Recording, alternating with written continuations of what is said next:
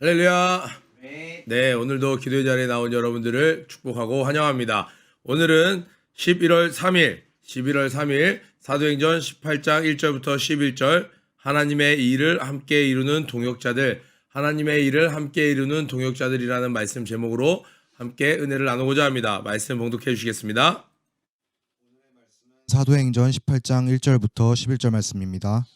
이후에 바울이 아덴을 떠나 고린도에 이르러 아굴라라 하는 본도에서 난 유대인 하나를 만나니 글라우디오가 모든 유대인을 명하여 로마에서 떠나라 한 고로 그가 그 안에 브리스길라와 함께 이달리아로부터 새로 온지라. 바울이 그들에게 가매 업이 같음으로 함께 거하여 일을 하니 그 업은 장막을 만드는 것이더라. 안식일마다 바울이 회당에서 강론하고 유대인과 헬라인을 권면하니라. 실라와 디모데가 마게도냐로서 내려오매 바울이 하나님의 말씀에 붙잡혀 유대인들에게 예수는 그리스도라 밝히 증거하니 저희가 대적하여 회방하거늘 바울이 옷을 떨어 가로되 너희 피가 너희 머리로 돌아갈 것이요 나는 깨끗하니라. 이후에는 이방인에게로 가리라 하고 거기서 옮겨 하나님을 공경하는 디도 유스도라 하는 사람의 집에 들어가니 그 집이 회당 옆이라. 또 회당장 그리스도가 온 집으로 더불어 주를 믿으며 수다한 고린도 사람도 듣고 믿어 세례를 받더라. 밤에 주께서 환상 가운데 바울에게 말씀하시되 두려워하지 말며 잠잠하지 말고 말하라. 내가 너와 함께 있음에 아무 사람도 너를 대적하여 해롭게 할 자가 없을 것이니 이는 이 성중에 내 백성이 많음이라 하시더라. 1년 6개월을 유하며 그들 가운데서 하나님의 말씀을 가르치니라. 아멘. 아멘. 자, 하나님의 일을 함께 이루는 동역자들이라는 말씀 제목으로 오늘 본문을 함께 나눌 텐데요. 1절에 보니까 이후에 바울이 아덴을 떠나 고린도에 이르러, 자, 이후에 바울이 아덴을 떠나 아테네를 떠나서 고린도에 이르러, 그러니까 지금 유럽의 그리스 지역에 전도를 하러 간 거죠.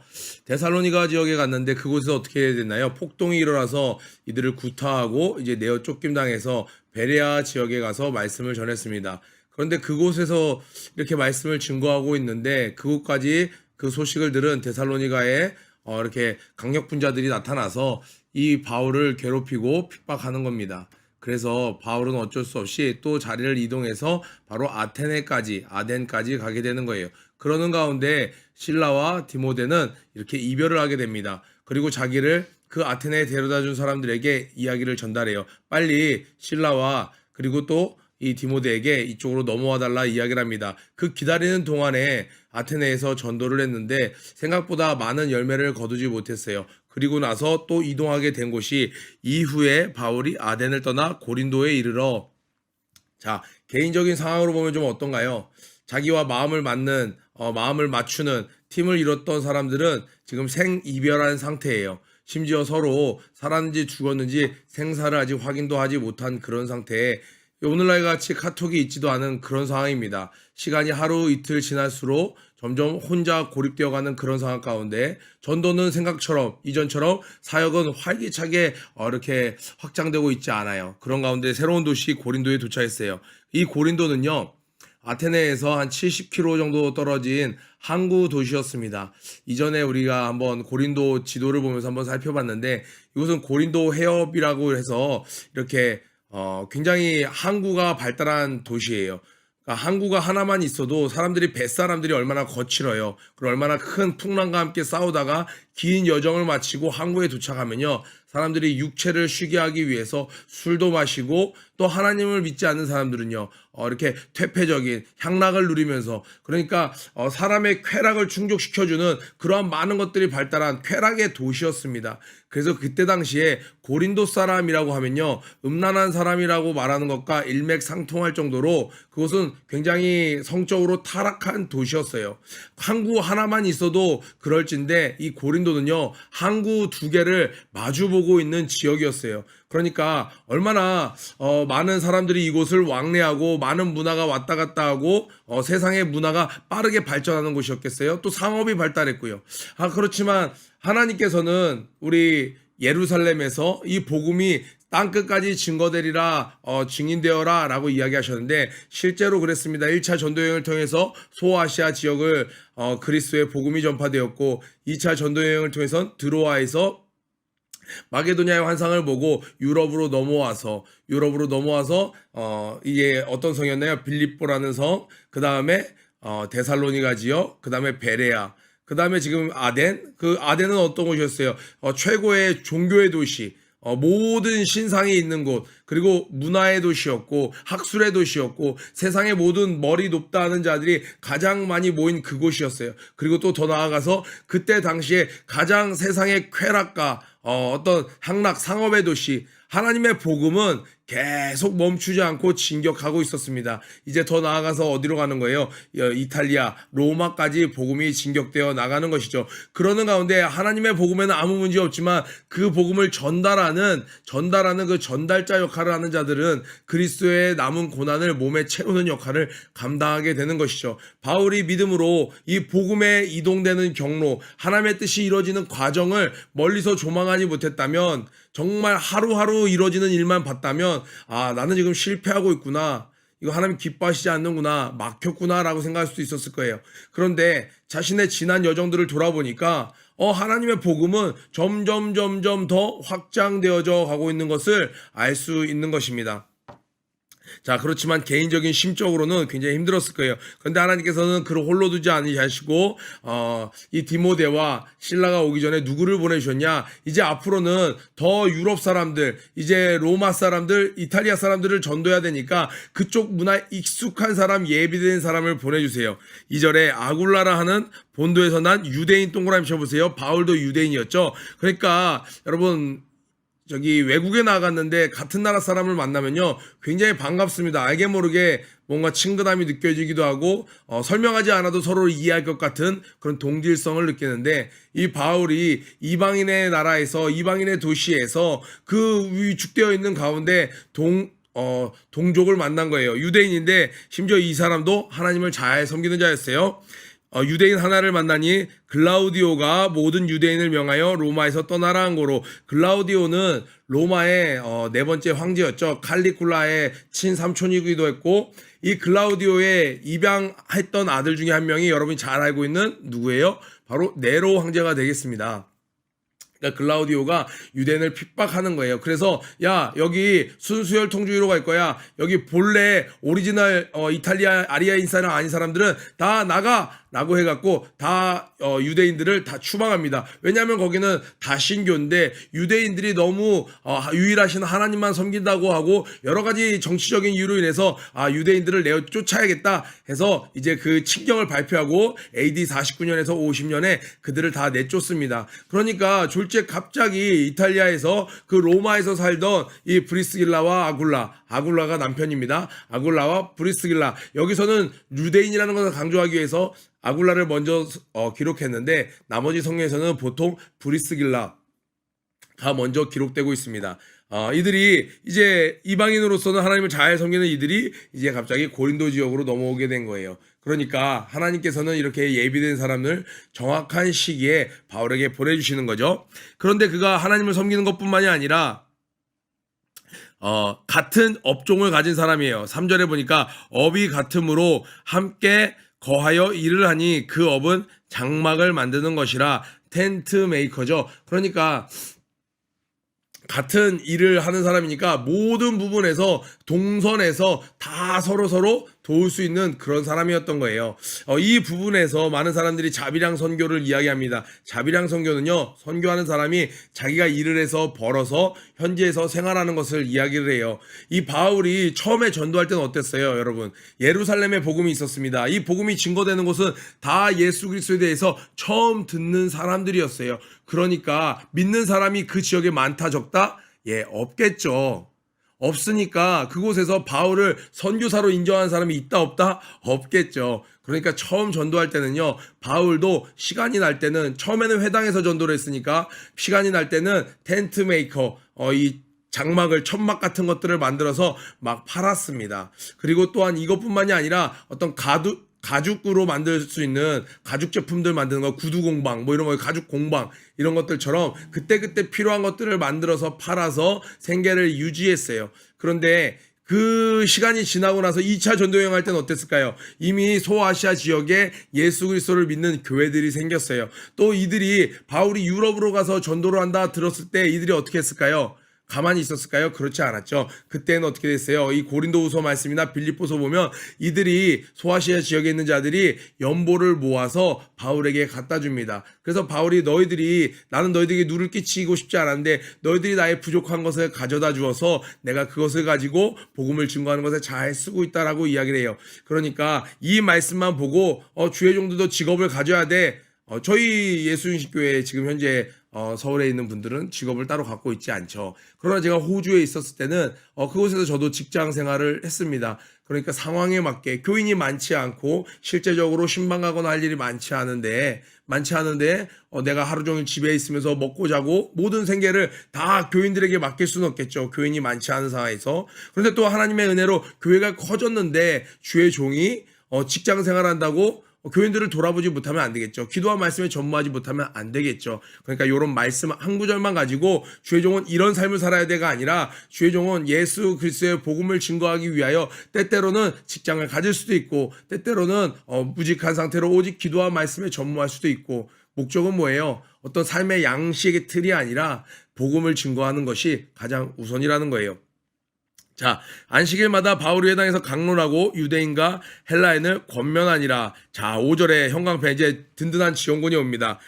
실라와 디모데가 마게도냐로서 내려오매 훈련된 멤버였어요. 지금 이 아굴라와 브리스길라 굉장히 반가운 사람들이었죠. 그러나 평신도였어요. 그러나 자신의 물질을 바울을 통해서 선교하는데 아낌없이 드리는, 오늘날 치면 우리 주변에 있는 우리 교사분들 또 평신도지만 자신의 물질을 자기의 돈 버는 게 목적이 아니라 돈을 벌기 위해서 하나님을 이용하는 것이 아니라 하나님을 위하여 자신의 모든 것을 아낌없이 드리는 그러한 자였어요. 그래서 브리스길라와 아굴라는 이 신약성경 내내 서신서에 계속 등장을 합니다.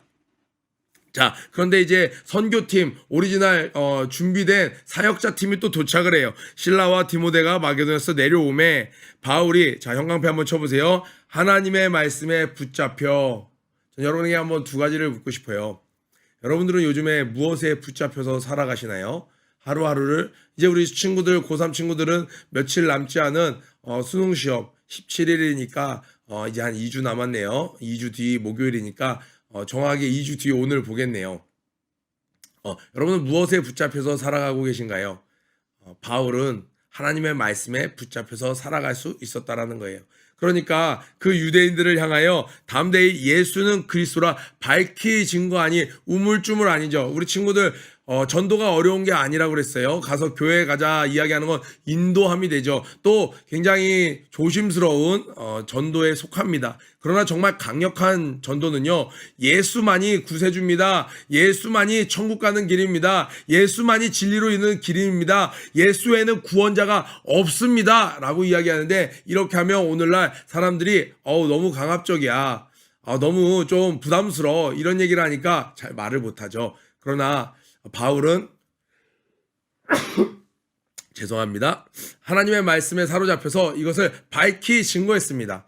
여러분들은 요즘에 무엇에 사로잡혀 있나요? 우리 친구들도 목사님 만나서 이야기를 하다 보면 가끔씩은 자기들이 이야기하지 않는데도 막 보여줘요. 목사님 큐티책 좀 보세요. 이번 달에 이렇게 열심히 큐티했어요 하면서 막 그 빽빽하게 볼펜으로 눌러 써서 울퉁불퉁해진 큐티책을 보여줄 때도 있고, 어떤 날은 야, 너 큐티책 새거 받았니? 아니요, 이번 달 많이 못했어요 하는 친구들도 있어요. 누가요? 동일 인물이요.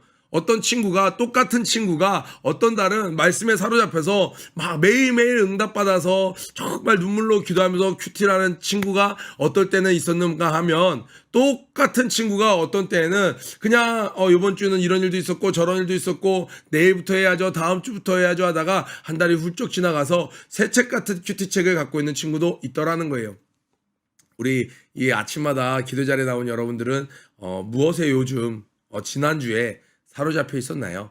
오늘 이 바울을 통해서 우리가 한번 스스로 점검해 보길 원합니다. 또 이 말씀 가운데 참 은혜되는 것은 오늘 큐티 본문 제목처럼 이 실라와 디모데가 도착하니까 본격적으로 이 바울이 다시 하나님의 말씀에 붙잡히기 시작합니다. 이 팀 사역을 할 때 동역자들이 다른 어떤 것들을 걱정하지 않도록 전폭적으로 지원하고 합력해서 팀 플레이를 할 때 이 바울은 말씀을 증거하는 일에 전력할 수 있게 되는 거죠. 초대 교회 때 어땠나요?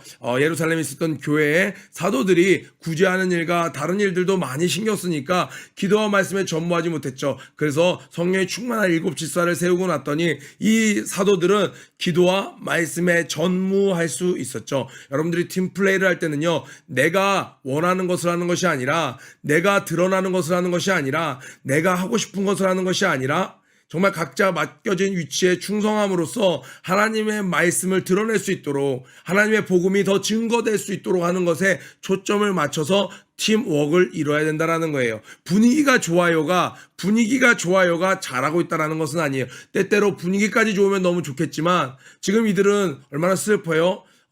전도를 하다가 동역자들이 먼저 하늘나라 갈 수도 있죠. 스테반이 먼저 하늘나라를 갈 수도 있죠. 당장 분위기는 좋지 않을 수도 있어요. 그러나 하나님의 뜻은 이루어지고 있는 것이죠. 그런데 돈이 많아요. 서로 옷을 선물했어요. 돈도 많고 서로 사귀어요. 그러니까 분위기는 좋아요.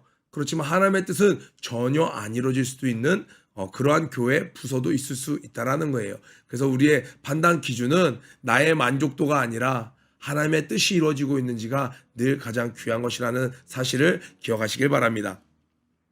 자, 이 바울이 하나님의 말씀에 붙잡혀 유대인들에게 예수는 그리스도를 밝히 증거했습니다. 바울은 민족을 너무너무 사랑했죠. 그래서 유대인들에게 늘 이렇게 증거했지만 유대인들은 이거 대적했습니다. 저희가 대적하여 회방하거늘 바울이 옷을 떨어 가로되 너희 피가 너희로 돌아갈 것이요 머리로 돌아갈 것이요 나는 깨끗하니라. 이후에는 이방인에게로 가리라 하고, 바울은 자기를 하나님께서 이방인의 사도로 세우신 줄 알았어요. 그런데도 자꾸 동족들이 눈에 밟히는 거예요. 유대인들이 자꾸 눈에 밟히는 거예요. 그래서 가는 곳마다 유대인들이 있으면 자신의 혼신의 힘을 다해서 너희들 하나님을 대적한 사람들, 이런 태도가 아니라 정말 사랑하는 마음으로, 저들 중에 단 한 명이라도 하는 마음으로 말씀을 증거한 거예요. 그런데 그들이 이 바울을 대적합니다. 그러니까 마음 아파하면서 나는 이제 이방인으로 가지만 내가 너희들을 향해서 간절히 원했지만 너희들이 듣지 않았으니 이제 어쩔 수 없도다. 하나님께서도 나에게 죄를 묻지 않으실 거야 하면서 그들을 떨어버립니다.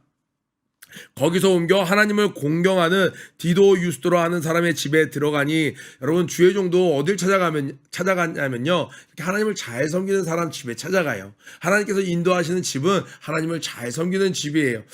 그냥 주의 종들이 아무 집에나 친한 사람 집에 들어가는 게 아니고 그냥 자기 마음에 편한 사람 집에 들어가는 것이 아니라 하나님을 공경하는 자, 또 하나님을 공경하는 자는 주의 종을 잘 섬기죠. 그 집이 회당 옆이라. 여호와 이래 오늘 계속 등장하죠. 집에 들어가고 봤더니, LPG에 들어가고 봤더니 88체육관 옆이에요. 얼마나 아름답습니까? 너무 가까워요. 정말 이 디도 유스도라는 사람이 집에 들어가니 그 집이 회당 옆이라. 그러니까 회당 옆이니까 얼마나 회당 가까이 있어요. 회당을 얼마나 자주 찾아갈 수 있어요. 그러니까 이제 전도하기가 훨씬 편해진 거죠. 또 회당장 그리스보가 온 집으로 더불어 주를 믿으며, 자, 고넬료처럼 온 집으로 더불어 주를 믿었어요. 회당장이 자신의 믿음을 숨기고 개인적으로 믿은 것이 아니라 자신의 믿음을 드러내고 예수 그리스도를 영접했다라는 것을 알 수 있죠. 그러니까 온 가족이 믿게 된 거예요. 그의 담대한 믿음의 고백으로 가족이 구원을 얻게 되고, 고린도 사람들도 듣고 믿어 세례를 받더라. 그 앞에 수다한 이 사람이, 위치에 있는 사람이, 이 회당장으로 있는 사람이 예수 그리스도를 영접함으로 말미암아 얼마나 많은 사람들이, 고린도에 있는 지역에 있는 사람들이 예수 그리스도를 믿게 되는지 우리는 볼 수 있습니다. 그렇지 않겠어요? 회당장이 부담스러워하고 회당장이 바울이 올 때마다 꺼려하고 반대하고 핍박했으면 많은 사람들, 그리스도가 이 누구예요? 회당장 그리스보가 직접 전도하진 않았을지라도 그가 복음의 그 가두보, 교두보 역할을 충분히 했다라는 것을 우리는 알 수 있죠. 이것 또한 팀워크라고 할 수 있겠죠. 이곳 지금 이 새벽기도 영상을 찍는 곳을 제공하는 선생님이 목사님 이곳에 올 때마다 막 불편해한다든지, 이제 좀 노량진도 생겼는데 그곳에 가시죠, 뭐 이렇게 얘기를 하면 이거 쉽지 않겠죠. 그러나 이곳을 편안하게 언제든지 제공함으로 말미암아 이렇게 복음을 증거하는 것에 귀히 쓰임 받을 수 있는 것이죠. 이 또한 팀워크이고 하늘의 상을 동일하게 받는 것이라 볼 수 있습니다. 아멘. 예. 자, 그런데 먼저 11절 한번 볼게요. 이렇게 이전에는 3주간, 한 달간, 며칠간 머물렀던 것에 비해 고린도 지역에서 11절 보니까 얼마나 있었나요? 1년 6개월을 유하며 그들 가운데서 하나님의 말씀을 가르치니라. 처음엔 예수는 그리스도라 증거했습니다. 그리고 나서 중요한 건 뭐예요? 하나님의 말씀을 가르치는 거예요. 1년 6개월을 하나님의 말씀을 가르치는 거예요. 그리고 나서 또 떠나게 되는 겁니다. 자, 1년 6개월이면 짧으면 짧고 길다면 긴 시간인데 제가 왜 뒷부분부터 읽었냐? 1년 6개월 동안에 고린도에서 있었던 일을 오늘 보니까 몇 절이에요? 11절. 많지 않은 분량이죠. 고린도 전서, 고린도 후서 있잖아요. 그것은 에베소 교회에 있을 때 고린도 교회에 쓴 편지입니다. 그러니까 고린도에 있었던 기간이 아니라 고린도에 있었던 기간의 일들은 이렇게 짧게 쓰여지고 있어요. 또 후에 조금 몇 구절 나오지만 길지가 않죠. 그런데 이 몇 구절 안에 1년 6개월을 다 담을 수 있었을까요? 그렇지 않겠죠. 고린도는 쾌락의 도시였어요. 또 엄청나게 많은 인구가 있었습니다. 그 중에 많은 사람들이 예수를 믿었지만 도시 전체 인구로 보면 그렇게 많은 비중은 아니었어요.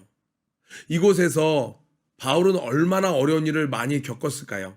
하나님의 일은 승승장구하고 있지만 이 바울조차도 그의 심령은 두렵고 힘들고 외로운 순간들이 계속 찾아왔다라는 거예요. 그러니까 한번 볼까요? 7절, 8절은 많은 사람들이 믿는다는 좋은 이야기가 있는데 수다한 사람들이 예수 그리스도께 돌아온다는 이야기가 있는데 그리스도가 이렇게 가족들이 다 예수 그리스도를 믿고 세례를 받은 이야기가 있는데 그 위에는 그 자신의 거처를 마련해 준 이야기가 있는데 바로 뒤에 이어서 밤에 주께서 환상 가운데 바울에게 말씀하시되 두려워하지 말며 잠잠하지 말고 말하라. 내가 너와 함께 있음에 아무 사람도 너를 대적하여 해롭게 할 자가 없을 것이니 이는 이 성중에 내 백성이 많음이라 하시더라. 주님께서 바울에게 나타나서 이렇게 말씀을 직접 해주신 거예요. 바울도 이렇게 눈에 보이는 사역들이 증거되는 것들이 있지만 여러 가지 외부적인 요인들로 마음이 눌림이 오고 두려운 마음도 순간순간 들기도 하고 자 이제 고린도에서 이쯤이면 됐을까? 이쯤이면 이제 떠나면 될까? 하는 마음도 순간순간 들었던 것 같아요. 그런데 주님께서는 이 성중에 아직 구원할 내 백성이 많아. 너 아무 걱정하지 마. 눈에 보이는 핍박, 협박 두려워하지 마. 너를 해할 자가 없어. 자 여기 보니까 뭐예요? 너를 대적하여 해롭게 할 자가 없을 것이니 분위기는 아무리 험악하고 해도 실제적으로 너에게 해를 끼칠 사람은 없어. 내가 너를 지킬 거야. 내가 너와 함께 있다라고 말씀하고 계세요. 여러분 때때로는 전도돼서 오는 친구들, 변화되는 가족들로 인해서 우리에게 위로가 있고 기쁨이 있고 하나님께 영광 올려드리는 감사가 있습니다. 그러나 이 복음 증거자의 삶 자체가 쉽지만은 않아요. 녹록하지만은 않습니다. 어려움이 늘 있습니다. 어떤 책에 보니까 어떤 선교사님이 어려운 지역에 가서 선교를 하는 이야기를 보니까 너무 마음이 미어지는 거예요. 선교의 현장, 아내가 임신한 상태인데 아내는 열이 오르고 병원에는 가볼 수 없는 상황이고 이 태중의 아이는 잘 자라는지 안 자라는지 알 수가 없는 상태에 이 선교사님도 풀에 베었는지 어디에 베었는지 다리가 막 퉁퉁 부어오르는 거예요. 뭐해 골맞나 아프네 하면서 긁다가 그곳을 손가락으로 찍 짰더니 그 짜는 곳에서 벌레가 기어나오더라는 거예요. 왜요? 이 대한민국에 있었으면 편하게 살 수 있었어요. 근데 그 아직도 예수 그리스도를 알지 못한 자들에게 복음을 증거하기 위해서 태 속의 아이까지 그 목숨을 담보로 하나님께 맡기고 의지하고 나아가서 복음을 증거하는 일, 때때로 그들이 하나님과 함께 했던 일을 와서 이 대한민국에 와서 선교 발표 간증할 때는 너무 은혜되지만 그들이 하루는 그 1년 6개월은 굉장히 어렵고 어둡고 힘들고 앞을 가리는 일들이 많을 수도 있더라는 거예요. 그러나 기억해야 될 것은요, 하나님이 그 가운데 함께 하신다라는 거예요. 우리 친구들 일주일에 한 번씩 만나고 그러면 막 승리하죠. 막 찬양하고 기쁨이 넘치고. 그런데 학교에서 일주일 때때로는 너무 길죠. 너무 길게 느껴지는 그 일주일 힘든 일이 있죠. 내가 그냥 여기서 이 예수 그리스도를 증거하는 걸 멈추고 혼자 살아갈까? 그러나 여러분 담대하세요. 하나님이 그곳에 함께 하십니다. 아멘.